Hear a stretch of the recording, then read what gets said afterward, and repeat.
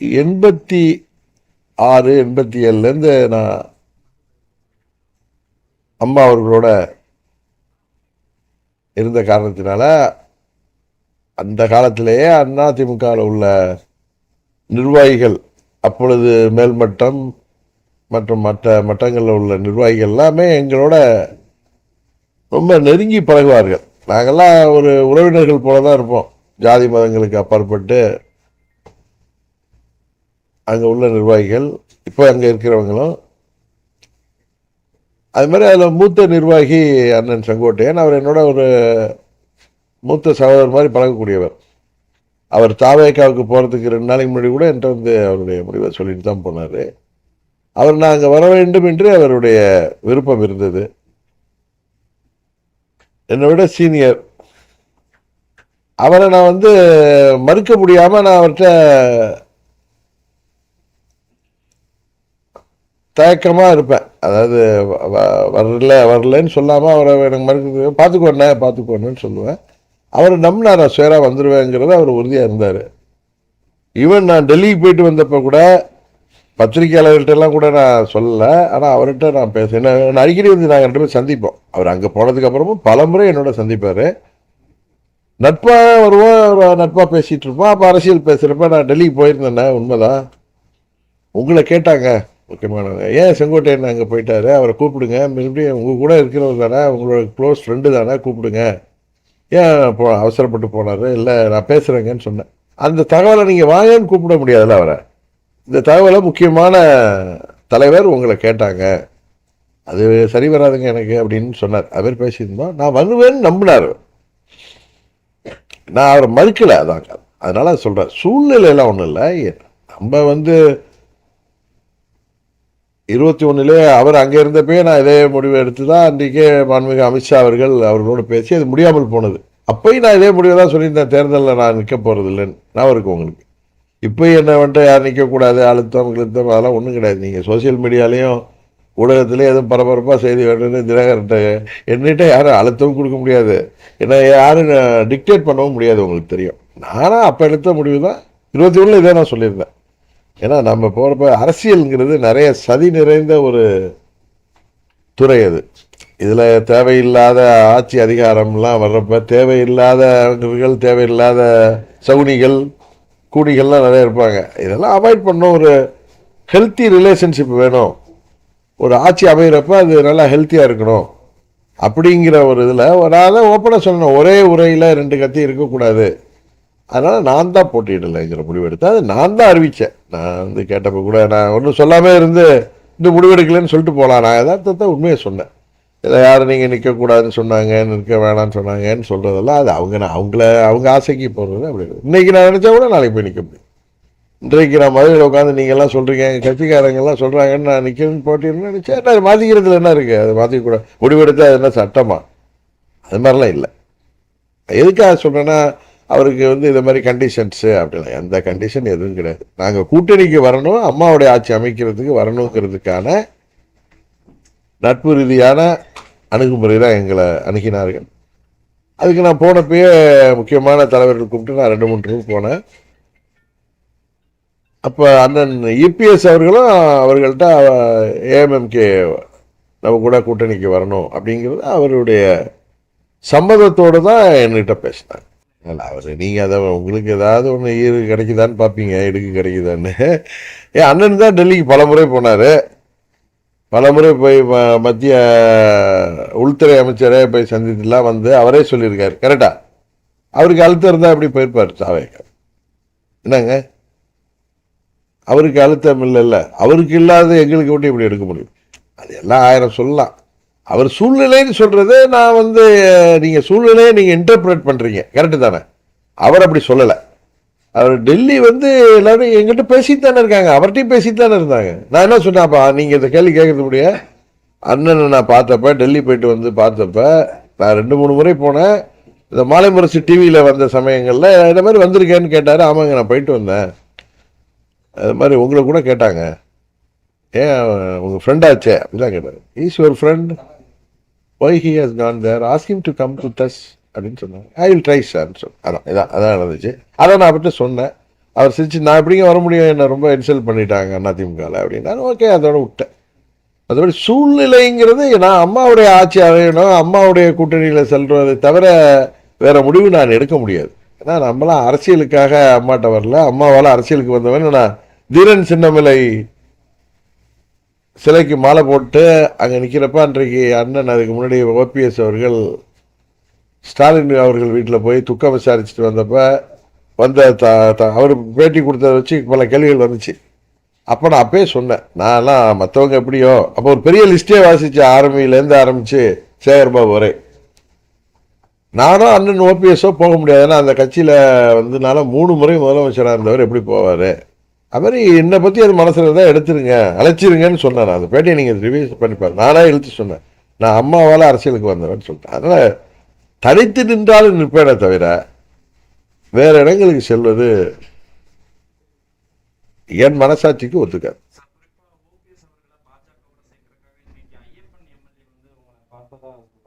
ஐயப்பன் எனக்கு நல்ல நண்பருங்க, அவர் ஓபிஎஸ் கூட தான் இருக்காரு. நேற்று என்ன அங்கே பார்க்க வந்தார், அவருக்கு வேற ஏதோ வேலை இருந்ததுன்னு போயிட்டாரு, திரும்பவும் இன்றைக்கு பார்க்க வருவதாக சொல்லியிருக்கார். பட் அவர் அரசியல் ரீதியாக வரல, எனக்கு நல்ல நண்பர், என்கிட்ட பேசுவார். நாங்கள்லாம் 2000 நான் பேரவை செயலாளர் இருந்தப்ப அப்பொழுது தங்கத்தமிச்சன் மாணவன் மதுரை புறநகர் மாவட்ட மாணவர் செயலாளராக அவரை நியமனம் செய்தார்கள் அம்மா. அப்போலேருந்து எனக்கு நல்ல நண்பர் அவர். என்ன நட்பு ரீதியாக அவர் ஏடிவிக்கிலேருந்து போய் பார்ப்பாரு, நிறைய முறை பார்ப்பாரு. ஏன் எங்கள் உசிலம்பட்டியில் எங்கள் அமமுக தொகுதி கூட்டம் நடந்தப்போ கூட எங்களோட வந்து கலந்துக்கிட்டாரு, இதை கூட வரேன்னு சொல்லியிருக்காரு.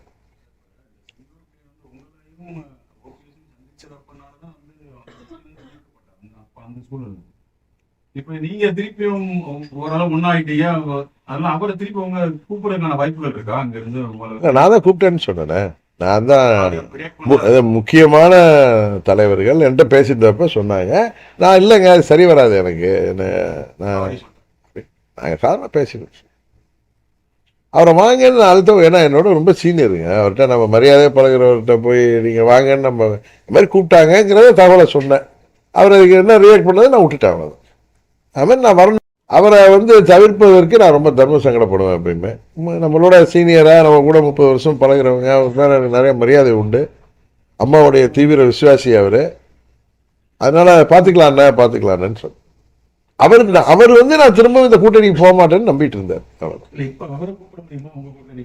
அது எப்படி அவர் தானே முடிவு எடுக்கணும், நீங்கள் போய் வாங்கன்னு கூப்பிடுறது. நான் அவர்கிட்ட சொல்லிட்டேன், அது தகவலை சொன்னேன்னு சொன்னால டெல்லியிலேருந்து கூப்பிட்றாங்க முக்கியமான தலைவர் என்கிட்ட பேசிட்டு இருப்பேன். ஏன் செங்கோட்டை உங்கள் ஃப்ரெண்டு தானே, அவர் ஏன் போய் தாவைக்காக போனாங்க, திருப்பி கூப்பிடுங்க நம்ம கூட வர சொல்லுங்கன்னு சொன்னார்.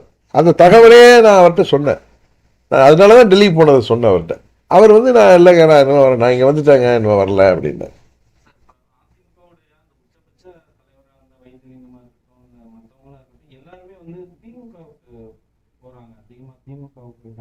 வருத்தளிக்குதுங்க எனக்கு தனிப்பட்ட முறையில் எல்லாம் எனக்கு நிறைய நண்பர்கள். நாங்கள்லாம் எல்லாரோடையும் ஒன்றுக்கு ஒன்று பழகிறவங்க. அங்கே இருக்கிறப்ப நாங்கள் அம்மாவுக்கு அருகில் இருந்ததுனால எல்லாரையும் அம்மா அவர்களுடைய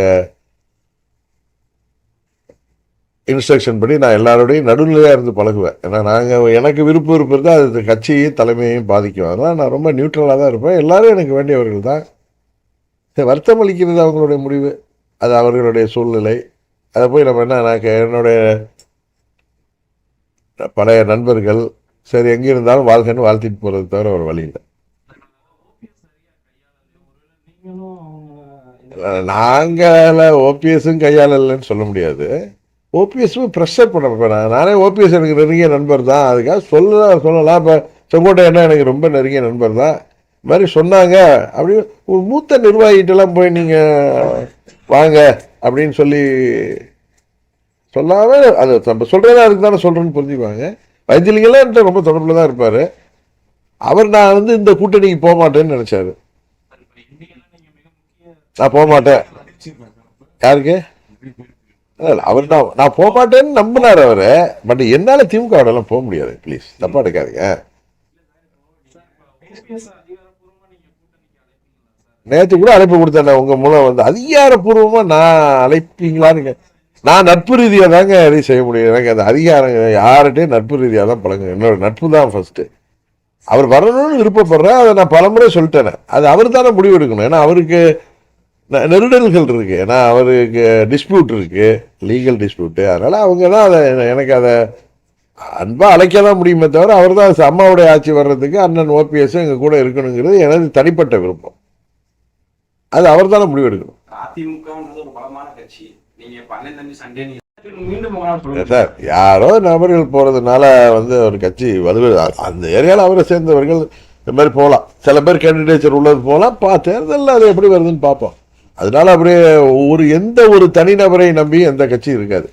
அவர்கள் இருந்து அந்த கட்சியை பலப்படுத்துறது உண்டு. அவங்க போனால் அந்த இடத்துக்கு வேற யாரும் வந்துட போறாங்க. சில காலம் வேணா பிடிக்கும். சில பேர் 20 வருஷம் ஒரு ஏரியாவில் கட்சியை வழிநடத்திட்டு அவங்க போகிறப்போ அவங்க கூட கொஞ்சம் பேர் போவாங்க. அந்த இடத்துல அடுத்த நபர்கள் உருவாவாங்க. அது காலப்போக்கில் அது ஆட்டோமேட்டிக்காக சரியாகும். அதுக்காக ஒரு கட்சிங்கிறது எல்லாத்தையும் தாண்டினது. இப்போ கூட தான் எங்கள் தென்மண்டலத்தில் என்னுடைய நெருங்கிய நண்பராக இருந்த ராஜா அவர்கள் தனக்கு இங்கே வாய்ப்பு கிடைக்காது அப்படிங்கிறதுல போயிட்டார். 8 ஆண்டுகள் நம்ம எதை எடுத்து போராடணுமோ அவங்க அவரோட சேர்ந்தது எனக்கு பிடிக்கும். அப்படி கிடையாது. நான் ஏற்கனவே ஏப்ரல் மாதமே அதிமுக எங்கள் கூட்டணிக்கு வந்துச்சு. 4 மாதம் அங்கே தானே இருந்தோம். நான் செப்டம்பர் மாதம் தானே வெளியே வந்தேன். அப்போல்லாம் அது மாதிரிலாம் சொன்னதில்லை. இவங்க வந்துட்டாங்க வெளியேறணும்னு சொல்லியிருக்கலாம். எனக்கு நல்ல நண்பர் அவரோட பேசுகிறேன் சொல்லலாம். யாரும் ஒருத்தர் சொல்லியிருக்கீங்களா? அவங்க அவங்க ஏற்றுக்கிட்டாங்க. என்ன சொன்னாங்க? அவங்க நம்மளை கூப்பிடல, மீட்டிங் கூப்பிடல, நம்ம கட்சி பேரை சொல்லலைங்கிற ஆதங்க தான் பட்டாங்களே தவிர யாருமே நம்ம இவங்களை எடுத்து தான் போகிறோம்னா அவங்க திரும்பி வந்துட்டாங்க. அவர் கடம்பூர் மாணிக்க ராஜா உட்பட யாருமே இவங்க வந்ததை ஏற்றுக்கக்கூடாதுன்னு என்கிட்ட சொன்னவங்க யாருமே கிடையாது. எவ்வளோ சீனியர்ஸ்லாம் இருக்காங்க, யாரும் சொன்னது. அது இயற்கையான எங்கள் அண்ணன் தம்பியாக ஒரே குடும்பத்தை சேர்ந்தவங்க தானே. எங்களுக்குள்ளார சண்டை பிரிஞ்சோம். இன்றைக்கு நாங்கள் எல்லாம் மீண்டும் ஒன்றாகிறதுல இன்னைக்கு கூட நிர்வாகிகளாக சொன்னாங்களா ஆட்டோமேட்டிக்காக எல்லாம் சரியாயிட்டோம் சொன்னீங்க. நிர்வாகிகள்லாம் கூப்பிட்டு நான் பேசினேன்ல, அதெல்லாம் ஆட்டோமேட்டிக்காக ஜெல் ஆகிட்டோம். எல்லாம் ஜெல்ல. இப்போ அதானே கூப்பிட்டு பேசுகிறேன். அதான் சார், இல்லை சார், நீங்கள் என்னதான் பேசினாலும் இது நாங்கள்லாம் ஒரே குடும்பம், அம்மாவுடைய குடும்பம். கட்சிங்கிறது குடும்பம் தானே. இல்லை ஜாதி மதத்துக்கெல்லாம் அப்பாற்பட்டு எங்களுக்குள்ளார ஒரு இணைப்பு இருக்கும். அதில் நீங்கள் சொல்கிற மாதிரி எனக்கு ஒரு தீங்கு நடந்தப்போ எனக்காக எல்லாம் போராடினாங்க. அதில் பல பேர் பாதிக்கப்பட்டது எல்லாம் உண்மைதான். அதே நேரத்தில் எல்லார் மனசுலையும் நம்மளாம் ஒன்றாகணுங்கிற எண்ணமும் பொதுமக்கள் எங்களுக்கு நீங்கள் சொல்கிறீங்களா அழுத்தம் ப்ரெஷர்லாம் பொதுமக்கள் மத்தியெலாம் இருக்குப்பா. நீங்களாம் ஒன்றாப்பா ஜெயிக்க முடியும்னு எங்களை பார்க்குறவங்களே சொல்லுவாங்க. எல்லாம் ஒன்றாயிடுங்கப்பா அப்படிம்பாங்க. அதனால எங்கள் நிர்வாகிகள் இன்றைக்கி உட்காந்துருந்தாங்க மீட்டிங். நீங்கள் வேணால் யாராவது ஒருத்தர் ஒன்றி உட்காந்துங்க. எங்கள் நிர்வாகிகள் பார்த்து ஒரு மாவட்டம் தெற்கு மாவட்டம் பார்க்க போகிறோம். யாருமே எல்லாம் எல்லாம் எல்லாம் அங்கங்கே ஒன்றா பழகிட்டோங்க. எல்லாம் ஒன்றும் பிரச்சனையே இல்லைங்கிறேன்.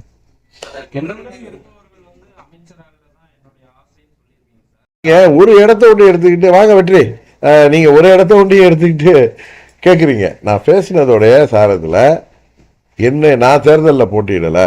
என்னை சேர்ந்தவர்கள் எனக்காக 8 வருடம் என்னோடு பயணித்தவர்கள் பல கஷ்ட நஷ்டங்களில் ஆட்சி அதிகாரம்லாம் இருந்தப்ப அதை விட்டெல்லாம் அது அம்மாவுடைய கட்சியை விட்டுட்டு அம்மாவுடைய தொண்டர்கள் வெளியே என்னோட இப்போ டேவிடோ சகோதரியோ இல்லை நம்ம வேறோ இது மாதிரி உட்காந்துருக்காங்க. எல்லாருமே முருகன் வந்திருக்காரு, மாவட்டத்தில் பழைய நிர்வாகி, எல்லாருமே பழைய நிர்வாகிகள்.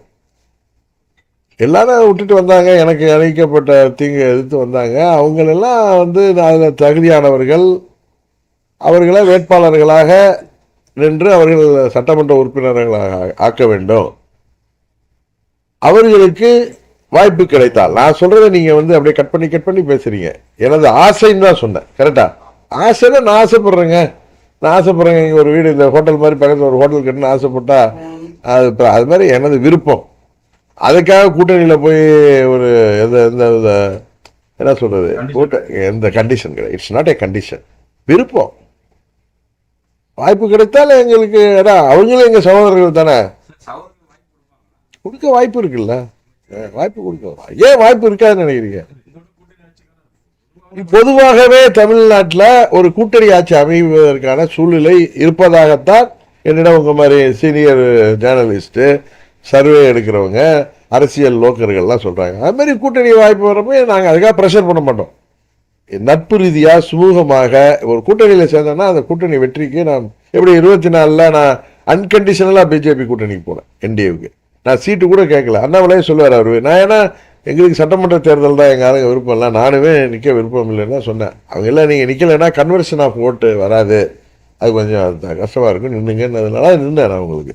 அதனால் நான் ஒரு கூட்டணிக்கு போகணும்னு முடிவெடுத்தேன்னா நான் ஏன்னா நாங்கள் பல கூட்டணிகள் அம்மா 89லேருந்து அமைச்சப்ப பல கூட்டணிகள் அமைவதற்கு நான் அதில் அம்மாவுக்கு கூட இருந்து பார்த்தேன். அதனால் கூட்டணி அமைகிறப்ப அதில் உள்ள கஷ்ட நஷ்டங்கள் எனக்கு தெரியும், பல கட்சிகள் வந்து சேர்றப்ப. அதனால் நம்ம ஒரு கூட்டணியில் போகிறப்ப ஸ்மூத்தாக அதை கொண்டு போனாலும் அந்த கூட்டணியை வெற்றி பெறுவதற்கு நம்மளால் ஒரு பிரச்சனை வந்துடக்கூடாதுன்னு நினைப்பேன்.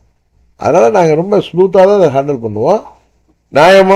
நாங்கள் வந்து நியாயமான கோரிக்கைகள் தான் கேட்போம், நியாயமான தகுதியான வேட்பாளர்களுக்கு தான் கேட்போம். நாங்கள் ரொம்ப ரீசனபிளாக தான் இருப்போங்கிறது அவங்களுக்கும் தெரியும், எல்லாருக்கும், அதிமுகவுக்கும் தெரியும், பிஜேபிக்கும் தெரியும். அதை நாங்கள் கேட்பது வந்து நியாயமாக இருக்கும்ங்கிறப்ப அதை அவங்க ஒன்றும் தட்ட மாட்டாங்க. இன்னொன்று, வாய்ப்பு என்னுடைய விருப்பம், வாய்ப்பு இருந்தால்தான், இட்ஸ் நாட் ஏ கண்டிஷன். கரெக்டாக சொன்னார், அது it's not a condition, it is my wish, அவ்வளோதான்.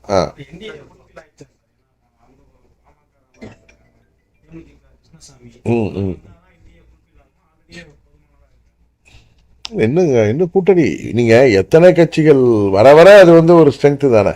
அதனால் இன்னும் இல்லை, என் கணிப்புக்கு இன்னும் அண்ணன் ஓபிஎஸ் வரலாங்கிற ஒரு நம்பிக்கை இருக்குது, இன்னும் சில கட்சிகள் வரலாங்கிற நம்பிக்கை இருக்கு. செங்கோட்டையனும் எதிர்பார்க்கல, திமுக போன யாருமே வந்து அன்னைக்கு நீங்க போக மாட்டீங்க அப்படின்னு திடமா நம்பிட்டு இருந்தவங்க எங்க ட்விஸ்ட் ஆச்சு. நான் முதல் நாள் செப்டம்பர் 6 மூக்கையா தேவர் நினைவு நாள் அன்னைக்கு போயிட்டு வந்தப்போ தான் உங்கள்கிட்ட நீங்கள் எல்லாம் வந்து கொஸ்டின்லாம் கேட்டீங்க. அப்போ சொன்ன எனது முதல் சாய்ஸ், நான் வெளியில் வந்துட்டேன், இருந்தாலும் எனது முதல் சாய்ஸ் என்டிஏ தான் சொன்னேன். அதை கரெக்டாக பாண்டே தான் பிடிச்சிட்டு பேசிகிட்டே இருப்பார், நீங்கள் அதெல்லாம் விட்டு கடந்து வந்துட்டீங்க.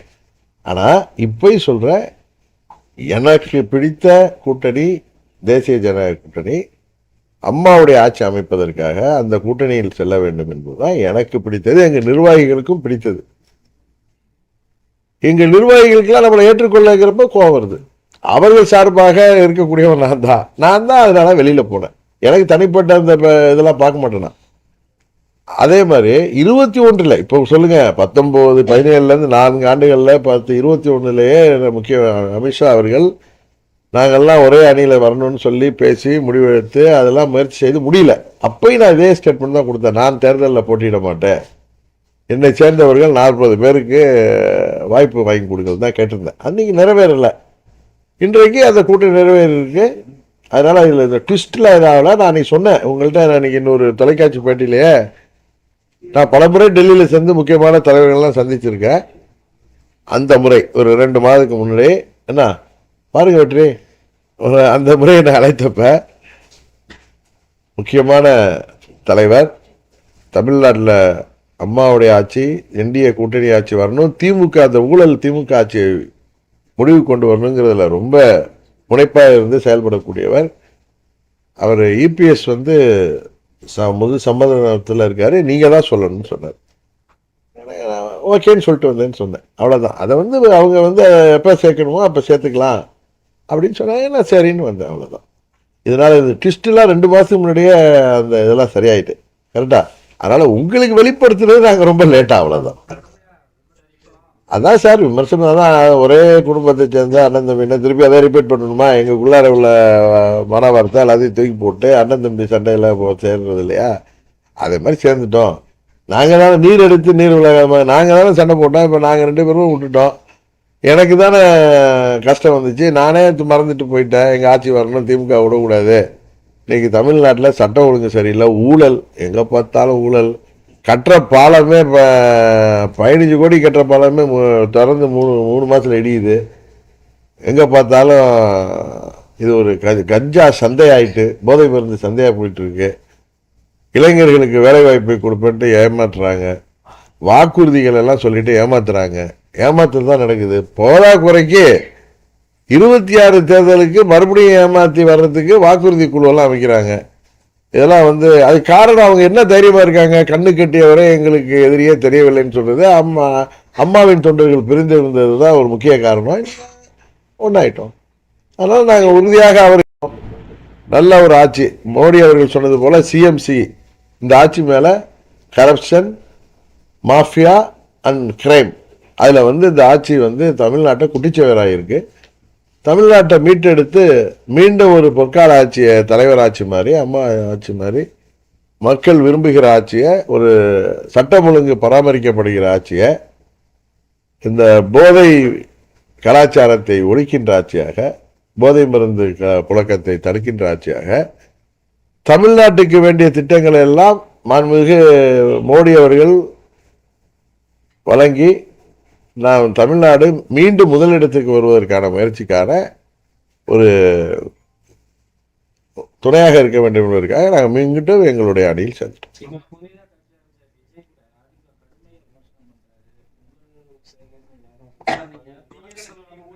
இல்லை, அவர் சொன்னதுக்கு நேரத்தை பதில் சொல்லிட்டேன். இப்போ அதிமுகவை ஊழல் கட்சிங்கிறாரு. அண்ணன் அண்ணன் செங்கோட்டையன் 2017 21 ஆட்சியில் இருந்த வரைக்கும் அவர் அந்த கட்சியில் ஆட்சியில் இருந்தவர் தான், அமைச்சராக இருந்தவர். கரெக்டு தானே? அதிமுகவை ஊழல் கட்சின்னு சொல்றாரு. 21 வரைக்கும் ஆட்சி இருந்த வரைக்கும் அமைச்சராக இருந்தவர் அண்ணன் செங்கோட்டையன். அவர் இப்ப அங்க கட்சி தான் சேர்ந்திருக்காரு. ஊழல் கட்சியை சேர்ந்தவர், அமைச்சராக இருந்தவர், ஊழல் ஆட்சி தந்தவர்கள்ட்ட இருந்து அவர் வெளியில கோச்சிட்டு வந்து அவர் சண்டையில வர்றப்ப அவரை நீங்க சேர்த்துக்கிறீங்க. என்ன அவங்க ஸ்டாண்டர்டுன்னு தெரியல. அதனால அவங்க தவறாக சொல்கிறார்கள். எல்லாரையும் திமுகவையும் பாஜகவையும் அவங்க வந்து தாக்குற மாதிரி ஆட்சிக்கு வரணும்னு அவங்க வந்து அரசியல் ரீதியாக சொல்றாங்க. அது அது அடிப்படையே தவறு என்பதுதான் என்னுடைய கருத்து. இல்லை, சரியான தேர்தல் அறிக்கை அதிமுக சார்பாகவும் வரும், தேசிய ஜனநாயக கூட்டணியில இல்லை, இந்த முறை சரியாக அதெல்லாம் நிறைவேற்றுவதற்கு வாய்ப்பு கொடுக்குற மாதிரி பண்ணோம். அதான் நான் விமர்சனம் இல்லை, நான் பஸ்ஸில் அது மக்கள் தானே முடிவு பண்ணணும், நான் பஸ்ஸில் போகிறதில்ல அப்படின்னு சொன்னேனே தவிர நான் வந்து அது மக்கள் முடிவு பண்ணுற விஷயம் அப்படின்னு சொல்ல விமர்சனம். இப்போ தமிழ்நாட்டு மக்களுக்கு நலன் பயக்கிற வாக்குறுதிகளை தான் எங்கள் தேசிய ஜனநாயக கூட்டணி தரோம். ஏமாற்றுகிற எந்த வாக்குறுதியும் செய்ய மாட்டோம். இப்போ அந்த பிற்படுத்தப்பட்ட இடஒதுக்கீடுல கூட மத்திய அரசாங்கம் சாதிவாரி கணக்கெடுப்புக்கு எடுப்பதற்கு அறிவிப்பு கொடுத்துட்டாங்க. அது நாங்கள் வந்த பிறகு தமிழ்நாடு அரசாங்கம் சார்பாக செய்கிறப்ப மைக்ரோ லெவலில் சாதிவாரி கணக்கெடுப்பு எடுக்கிறப்ப அது வந்து எல்லா சமுதாயத்திற்கும், அந்த பிற்படுத்த எல்லாருக்கும் அவங்களுடைய மக்கள் தொகை அடிப்படையில் நியாயமான முறையில் பிரித்து சாதிவாரி கணக்கெடுத்து உள்ஒதுக்கீடு நடக்கிறப்ப யாரும் எந்த வித பிரச்சனையும் வராது. அது காரணமே இப்போ என் நல்ல நண்பர் தான், அவர் பழைய நண்பர் தான். இல்லை எனக்கு நல்ல நண்பர் இல்லை, அப்படி இல்லை, என்னுடைய நண்பர் அவர் எனக்கு 2007 தெரியும்.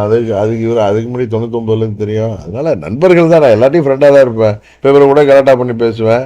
அது நான் வந்து ஒன்று நாங்கள் தலைவர் அவங்க அப்படிலாம் நான் எப்பயுமே நண்பர்களாக தான் இருப்பேன் எல்லாரோடையும். ஏப்ரல் 11 25 ஏடிஎம்கே எங்கள் கூட்டணிக்கு வந்துச்சுல்ல, 4 மாதம் அந்த கூட்டணியில் தான் நாங்கள் இருந்தோம். பல முறை என்னோட சந்திச்சிருக்காருல. அப்போல்லாம் அந்த கூட்டணி நம்ம 8 ஆண்டு எழுத்து அரசியல் பண்ணோம், அவங்க அந்த கூட்டணி நம்ம இருக்கக்கூடாது வெளியேறணும்னு சொல்லியிருந்தாருன்னா நாயர்.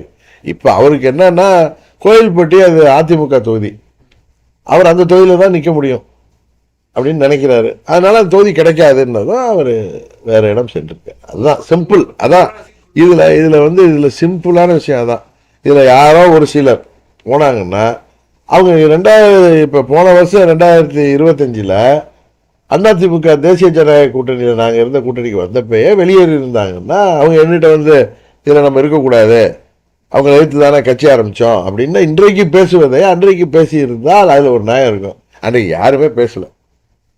கரெக்டு தானே? 4 மாதம் நானும் அமைதியாக தானே இருந்தேன். நான் செப்டம்பரில் தானே வந்து வெளியில் வந்தேன். செப்டம்பர் 1ஆம் தேதியிலேருந்து தான் வெளியில் வந்தேன்.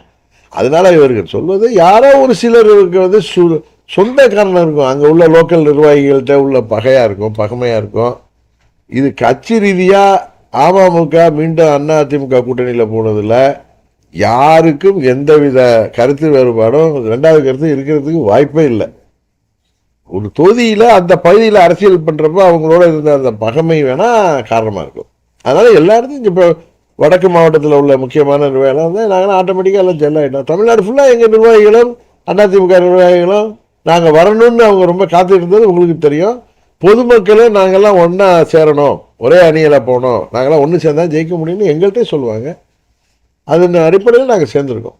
அதனால் அதில் ஒன்றும் பிரச்சனையோ எங்களுடைய நிர்வாகிகளுக்குள்ள ஒற்றுமையோ எல்லாமே இயற்கையாக ஏற்பட்டு விட்டது.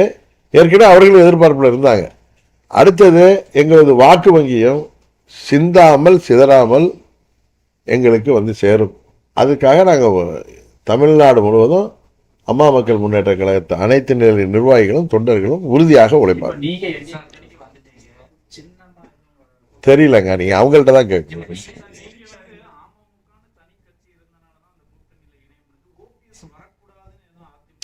சார் இல்லை சார் அவங்களுக்குள்ள டிஸ்பியூட் இருக்குல்ல, லீகல் டிஸ்பியூட்னா சும்மா நம்ம ரெண்டு பேச்சுவார்த்தை சண்டை இல்லை. அவர் கிளைம் இருக்கு, கிளைமோட அவர் எப்படி போய் சேர முடியுங்கிறது அவருக்கே ஒரு தர்ம சங்கடம் இருக்குல்ல. அதான் அந்த டிஸ்பியூட். அதை வந்து இன்னும் பேசவே ஆரம்பிக்கல சார். நீங்கள் தான் தொலைக்காட்சியில் எதை போட்டிருக்கீங்க, இன்னும் ஆரம்பிக்கவே இல்லை. அதெல்லாம் நீங்களாம் எதை வேணாலும் சொல்கிறீங்க, நானும் சிரிச்சுக்கிறது. எனக்கு பொதுவாக சார் நான் வந்து இதை கொடுங்க அது கொடுங்க எனக்கு கேட்குற சுவாபம் கிடையாது. நான் கேட்க வர்றது கேட்க போகிறது உங்கள்கிட்ட சொல்கிறேன். என்னை சேர்ந்த 8 வருடம் பயணித்த தகுதியான வேட்பாளர்களுக்கு ரீசனபிளாக நான் கேட்பேன். அதுக்காக 100 தொகுதி கொடுங்கன்னு கேட்குற கட்சி இல்லை. நான் நீங்கள் ரீசனாக கேட்பேன், அவங்களுக்கு அது நிச்சயம் தெரியும் நாங்கள் ரீசனபிளாக இருப்போம். ஆனால் சுமூகமாக முடிஞ்சிடும், யாரும் நினைக்கிற மாதிரி எதுவும் நடக்காது.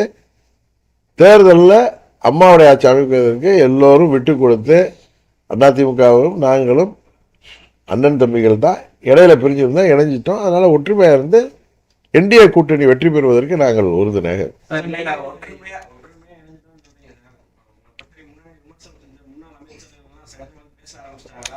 அதான் அன்றைக்கே நான் தொலைக்காட்சி பேட்டில் சொன்னேன் சார், அண்ணன் தம்பி சண்டை தானே சார், நீங்களே இருப்பீங்க, உங்கள் பங்காளிங்க உங்களுக்கு வெட்டு குத்து வரைக்கும் கூட போயிருக்கோம், போலீஸ் ஸ்டேஷனில் கேஸ் போயிருக்கோம்.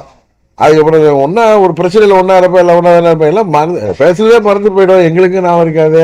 அன்னைக்கு கூட நான் பல முன்னாள் அமைச்சர்களை அங்கே மதுராந்தகம் பிரதமர் வந்த மீட்டிங் போயிருந்தோம். முன்னாடி இவங்கெல்லாம் கூட இருந்தாங்க, என்னோட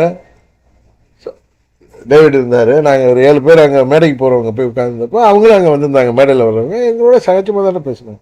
சார் நீங்க என்டிஏல சேர்ந்தப்ப சசிகலா ஒரு பெரிய அறிக்கை ஒன்று போட்டிருந்தாங்க. அதுல வந்து பெயரை குறிப்பிடாம சுயநலத்துக்காக இன்னைக்கு வந்து சேர்ந்துருக்காங்க அப்படின்னா கூட ஒரு கடுமையா இந்த பேரை குறிப்பு இல்லைல்ல, அப்புறம் நீங்கள் எதுக்கு அதை இன்டர்பிரேட் பண்ணுறீங்க? பேரை குறிப்பிட்டாங்கன்னா அன்றைக்கு பதில் சொல்கிறேன்.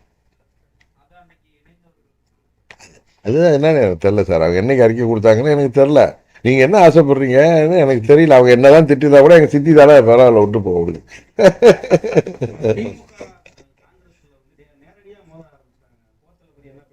நீங்கள் இவ்வளவு நேரம் நான் ஏதாவது வெயிட் பண்ணிட்டு இருந்தேன். எங்களை பற்றி அப்படியே வெட்டி உடையாது கேட்குறாரு. இந்த ஆட்சியில் எவ்வளோ கேவலமான ஆட்சி, மக்கள் விரோத ஆட்சியாக இருக்குது.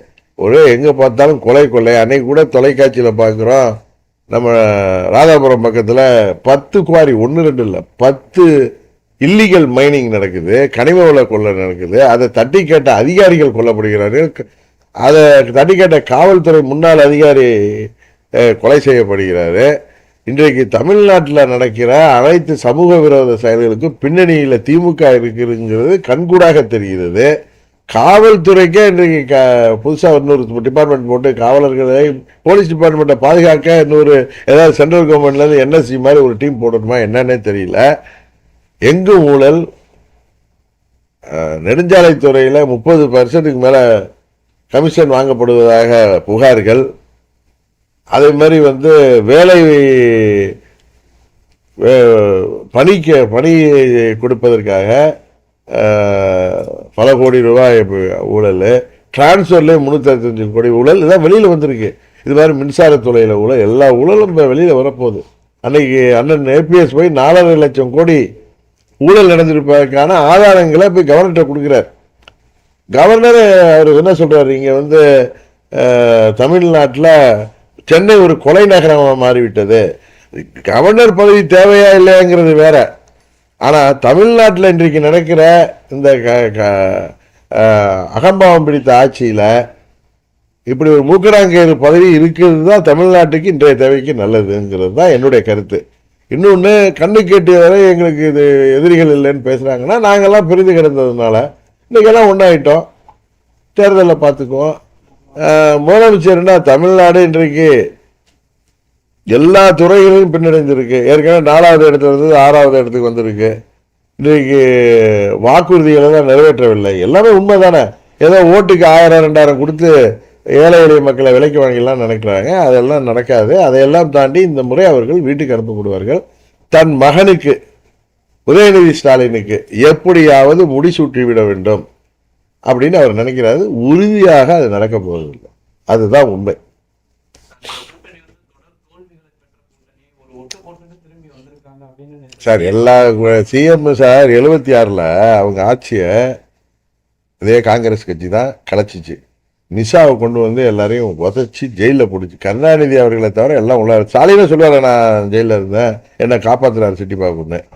அது மாதிரி அப்பொழுது புரட்சி தலைவர் கட்சி ஆரம்பித்து இவர்களை வீழ்த்துகிற நிலை வந்த பொழுது ஆட்சியை காப்பாற்றிக்கிறதுக்கு மத்திய அரசில் போய் சரி செய்துட்டதுனால தான் சமரசம் செய்துட்டதுனால தான் காவிரி ஒப்பந்தத்தெல்லாம் காலாவதி அதெல்லாம் கேட்கல.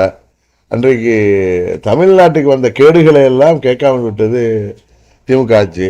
இன்னும் நமது தொப்புள் கொடி உறவுகளான இலங்கையில் அவர் ராஜபக்சே ஆட்சியில் எல்லாரும் பல லட்சம் தமிழர்கள் கொல்லப்பட்ட பொழுது இந்திய இராணுவம் உதவி செய்தது இந்திய அரசாங்கம், காங்கிரஸ் அரசாங்கம். அப்போ கண்மூடி வாய்ப்பு இருந்தாங்க கூட்டணி ஆட்சியிலிருந்து. இது இவ்வளவு துரோகம் பண்ணுறாங்க. ஆனால் அவர்கள் இன்னும் நல்லவர்கள் போலவும் தமிழை நாங்கள் தான் காப்போங்கிற மாதிரி ஏன் திராவிடம்னு சொல்லிட்டு இன்னைக்கு ஒரு திராவக மாடல் ஆட்சி நடத்துகிறாங்கன்னு சொன்னால் இங்கே ஒரு டுபாக்கூர் ஆட்சி தான் நடக்குது. இவங்க நாங்கள் தான் வர போகிறோம் 210 நிச்சயம் உறுதியாக உங்களால் முடியாது. 2011 நிலைமை வரப்போகுது. இந்த முறை அம்மாவின் ஆட்சி என்டிஏ கூட்டணி ஆட்சியாக 2011 தேர்தலில் எப்படி நாங்கள் ஒரு மாபெரும் வெற்றி பெற்றோமோ அந்த வெற்றியை நோக்கி நாங்கள் பயணித்து கொண்டு இருக்கிறோம். அப்போ நாங்கள் பிரிந்திருந்தது உண்மை. அன்றைக்கு பிரிந்திருந்ததுனால அவங்களுக்கு கொண்டாட்டமாக இருந்துச்சு. இன்றைக்கு எல்லாம் ஒன்றாயிட்டோம். உறுதியாக வெற்றி பெறும்.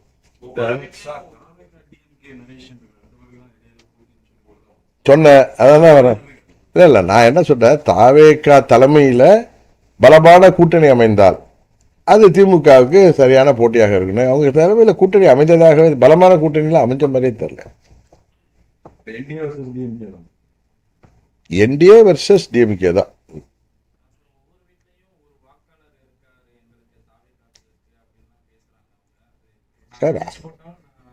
சரி சார், அது எல்லா கட்சிக்கும் எதிர்பார்ப்பு இருக்கும். அவங்களும் தாங்க ஜெயிக்கணும்னு நினைப்பாங்க. அதெல்லாம் தப்பு இல்லை. இன்னும் 2 மாதம் பொறுங்க. மே மாதத்தில் நமக்கு தெரிஞ்சிட போகுது. இதை போய் உட்காந்து நம்ம 2 பேரும் திண்ணையில் உட்காந்து பேசுகிற மாதிரி பேசிகிட்டு இருக்க வேணாம். எல்லா கட்சியும் தான் ஜெயிக்கணும்னு ஆசைப்படுறது இயற்கை தானே. இப்போ திமுகவே இவ்வளோ தப்பு பண்ணிட்டு கண்ணு கட்டியவரை எதிரி இல்லை அது இல்லைங்கிறாங்க. உங்கள் எதிரி இல்லை, உங்களுக்கு முன்னாடி தான் இருக்கும். இப்போ எல்லாம் எதிர்ச்சிட்டோம். இந்த முறை உறுதியாக உங்கள் ஆட்சிக்கு முடிவுரை எழுதிவிடும். அதுதான் எல்லாம் ஒன்றா தான் பிரச்சாரத்துக்கு போவோம். தேவைப்பட்ட இடங்களுக்கு ஒன்றா பிரச்சாரம் போவோம். எத்தனையோ கூட்டங்கள் இருக்குது, ஒன்றா செல்வோம்.